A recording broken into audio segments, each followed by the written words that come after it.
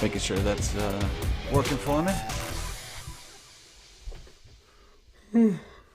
Tired, man.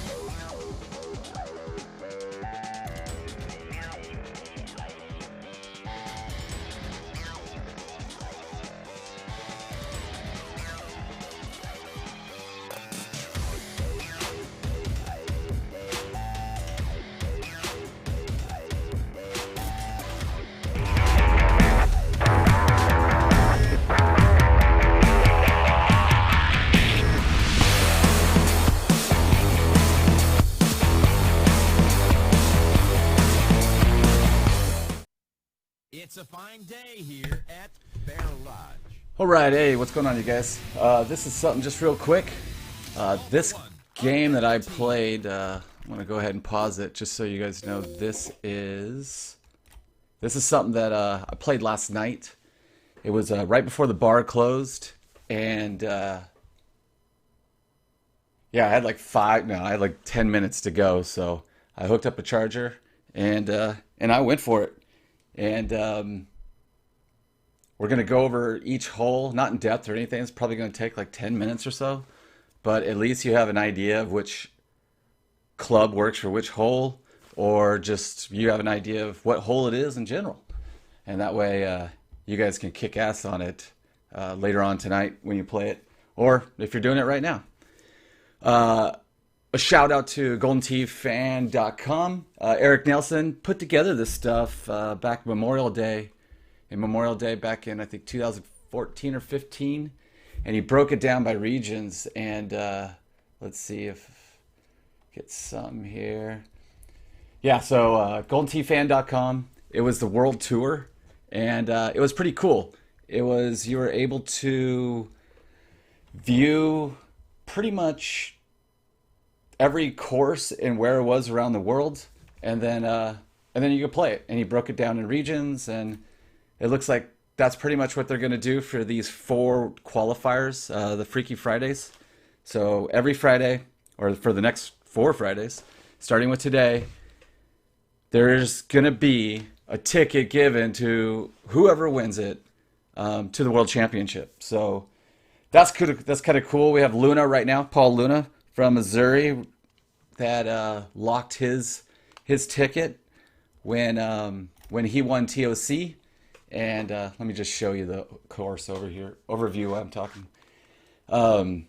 Yeah, he won it, so he's got his secured spot, and by the end of today, 10 p.m. Central, we're gonna know who is gonna be joining him. And then next week we have the PEG tournament, the Houston Classic, and the Player of the Year Championship, and that tournament will determine the next player that will go. But again, we'll have a Friday one too. So by the end of next week, not only will we have the 2 Freaky Fridays, Paul Luna, we're gonna have the champion of the PEG players, their annual player event. So, all right, let's just get into this, and we will start it off. So as you can see, this first course, this is Bear Lodge, and this is hole number 1 from Bear Lodge. And it's pretty straightforward. Like I said, I played this literally with like 7 minutes left, so you're going to see me just rush through everything. But it'll at least allow you to see the hole, as well as what you could do. I kind of moved around a little bit just so that you can get a good idea of what it is. But all in all, it was actually really, really fun. The great thing about it is I don't think there's one hole that is like really, really difficult. Maybe 14, but we'll get there. Just so you guys know, this hole right here is Palm Springs, and it's hole number 4 on Palm Springs. And I played it one more time after this, but I couldn't finish the game. But basically, it's just a flick forward, and I was hitting I think a 5. I was thumbing a 5 into it. And then this one right here, I was palming a 5. And, oh, that was horrible. I don't remember that. I don't remember that at all. Yeah, that's bad. Doesn't matter. So, the next hole coming up is Desert Valley. Or no, I'm sorry, not Desert Valley. Is Palm Springs. Am I off one? This is Glacier Ranch, so I am off a hole. That was 3. My bad. That was Desert Valley, that last one. And, okay, so this one's cool. So this is the Super Albatross hole. And this is like a guaranteed. Obviously, I didn't do it in this one. But I've found that a 3-wood going around, hitting a hard palm is good. I'm sure a lot of people are doing other things, but or going through the top. I think I'll look up here in a second just to kind of help you see what's going on. I should. Maybe I don't. Well, anyway, you can go through the trees too. And, okay, so that was a high 3, and that was just my guess at the time. I think the reason why is because, like, oh man, I'm just going to hit a 3 here, and nailed it. So Definitely just a 3-wood go around. It's easy. I know you could probably throw that driver, not a low or anything, just a regular old driver, through the trees like you did when that course was live or when you would play it, if you set up for it, and it was good. Now the clubs I'm using, I have a 10.5, and the 10.5 comes in handy. Again, you can use, obviously you can see you can use a 3 here, but this was just an easy 10.5, and the second time I played this, I hold it up. This one was short.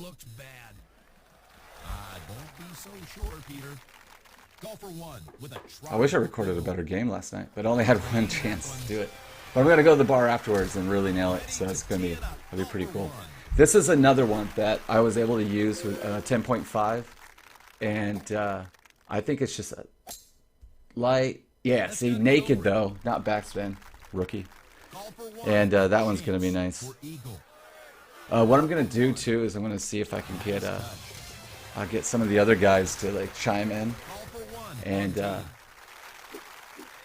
tell me what they've been doing, especially the thumbers. Just so you know, that last course, so we went from Glacier, then that was Woodland Farms, the one with the 10.5 that I just went over everything. That was hole, God, I think that was hole 9 on Woodland Farms. And then Bayou, and then, but this one is Royal Cove, and yeah, that's Royal Cove.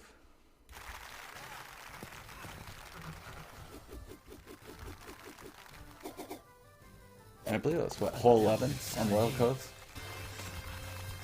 And now the tee shot of golfer 1.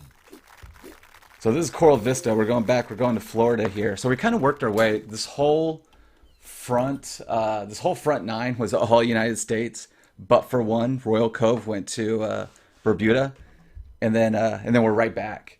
But this is the one, the other one that I'm not having troubles with, but it was one that kind of caught me off guard.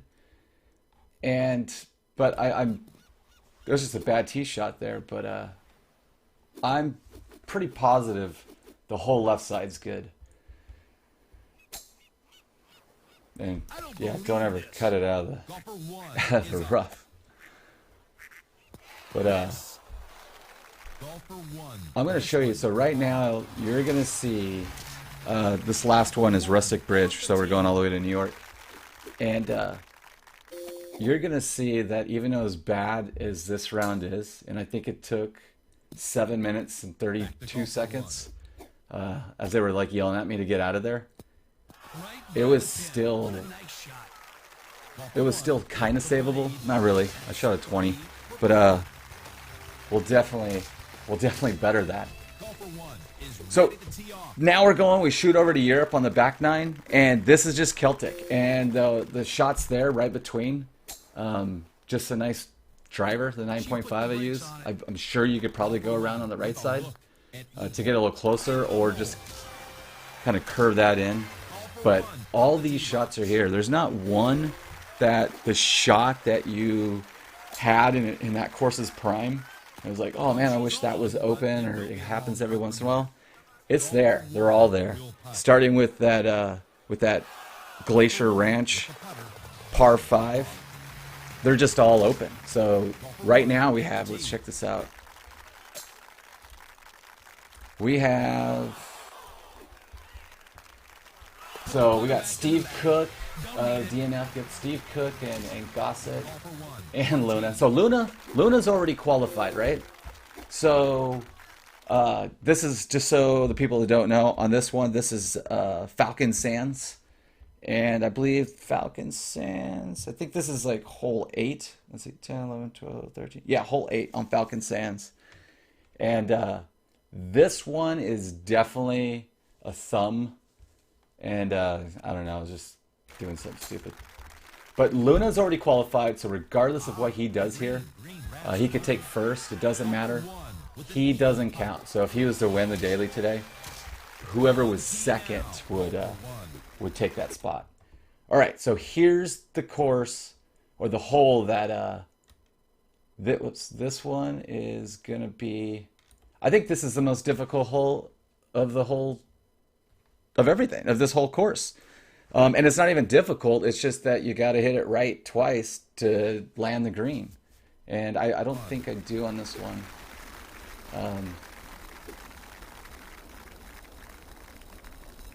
Yeah, I was thinking about going over there. Is that when I... Okay, so I did go over there the first time. It was the second time I didn't go over there. Okay, so the second time, I just hit a big spinny to the right, and I was able to get to the green. So over here, I was, I don't know, probably just trying to see if that was workable. You'll see that I'm kind of all over the place on this. Now that I watched this sober, this match, this is the first time I've seen it since I played it. It's kind of embarrassing. So cool. So Tundra. So obviously this is Tundra, and this is hole 17 on Tundra. Let me get that out of the way. Normally you would do that sleigh ride up to the right there, but with that pin placement, I think it's an easy 9. Yeah, so I just hit an easy palm 9, and that was, at least gave me a putt. Again, nothing I'm telling you is like this is how you hole it out, but it's just more of this is what you're going to be looking at. The Great Wall, again, here's another hole that a lot of times that you will see when you're playing it, and this shot right here isn't there. I can't remember if I did a high tee or not, but you don't need it. It's just a straight 6-wood, and it's money. Yeah, so just a straight 6-wood, perfect. Yeah, I can't wait to play this tonight. I'll record a few and then see how many different ways or other ways that I've found or everybody else has found. Just what she wanted. Very good indeed. Like I said, this is a pretty quick thing. We're almost done. So if you have any questions or anything like that, go ahead and ask them. I'll answer them. I literally just put this together when I woke up because I was like, oh, that'd be kind of cool. And then try to push it. What I'm telling you guys, it's extremely fun. It's going to be big scores. It's going to be exciting to see who takes it. And most importantly, it's like the first of the 4 Fridays that we're going to have that are going to kick ass. So here's again, this is 18 on Pearl, and it's 17 on this course, and it is set up so easy. Watch, I probably water it here. Do I? Oh, no, okay. Yeah, so, and that's just a 5-wood. That was another palm 5-wood. And then this is the coolest hole, man. So I've played this hole a few times since I've been home, like this morning. I went to, this is Kangaroo Trails. This hole is normally 12, and hole 12 doesn't have a sunset because the sun's not setting, right? Usually hole 18 on Kangaroo does, and the way that hole is shaped, it doesn't really reflect all the light and look pretty cool. So when I saw this and I saw to the left and the whole course and everything like lit up like it was on fire, and you got that beating sun, I was like, what hole is this? So, and then I was like, oh wow, I know where that hole is. But it's kind of cool to see it at night like this. I'm gonna take a snapshot. Look at that, best shot ever. It's a video game. Oh, so right here, I'm gonna nail the hell out of this one because all it is, it's for me anyway, it's a high 3, and just don't hit the shit out of it. And it's going to be perfect because that one I smashed. I mean, look at that. That is a horrible round. And it was just either a missed putt or coming up short or just trying a way that probably won't work. But just me hitting it, it was easy to figure out. So this course is actually set up for a 31. And so par is 31. So I was 11 off par. So par is 31. Right now, let's see if anybody's updated. We got Evan Gossett. Look at that, 34. Evan Gossett just took first. So this is going to be sweet. I was thinking 35. I don't believe that Haas has started yet. Doesn't look like it. Let me check it out real quick. Yeah, Haas might not have started yet, but because I would imagine he would already be in the 30s. And I am going to check that out real quick to see if, because I'm only showing the top 10. So let me just reset that, and then we'll refresh this bad boy. So there's Haas. So Haas is on the board. He's kicking in gear. So we got a lot of people to look out for, man. We got obviously we got Haas that doesn't have his ticket yet. Gossett's another one. And then you got Fox, Verdal, obviously Cook. Cook was the individual that came in and qualified last year. Some stellar like marathon like dailies that dude just put up. And then obviously Eddie G. I mean, there's so many people. So, and it's so early. It's 1 o'clock my time, and so I can't wait to see it later. I will stream later. It'll be my actual setup, so it'll be a little more formal and not formal. It'll be a little less formal. It'll be a little wasted probably, but I should have better. I should have a 28 by that time. If I don't have a 28, you guys can slap Sparks next time you see him, or Seth, or GVK in Houston. That's another thing. Remember, you guys, we have the Houston tournament coming up, and that one's going to be awesome. We will have streaming there, and I'll promote that tonight. We'll get all the information there. But one more time, just so you have it, let me cut it over. There's all the courses, and we went from Bear Lodge, Alaska, all the way to Kangaroo. There's going to be 3 more weeks of this, or 3 more Fridays, I should say. And GoldenTeeFan.com. Eric Nelson, he's the one that kind of had this brainchild and decided to put this together. I think in not the Freaky Friday, but the actual concept of playing Golden Tee around the world. And you could see here, let's show you.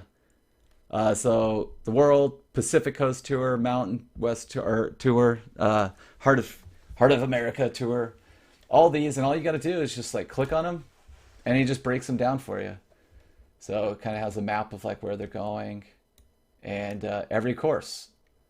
So this was done in 2014, I believe, maybe 15, and no, 2014. So 2014 courses are on here. So we are missing some courses, but that's no big deal.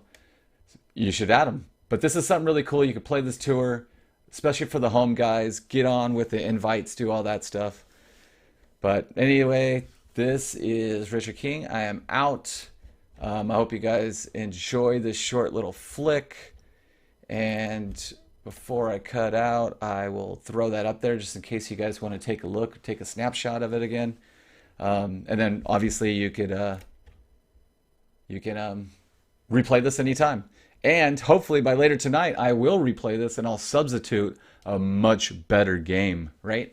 All right, you guys. Happy holidays, happy Thanksgiving, all that good stuff. And we go. So.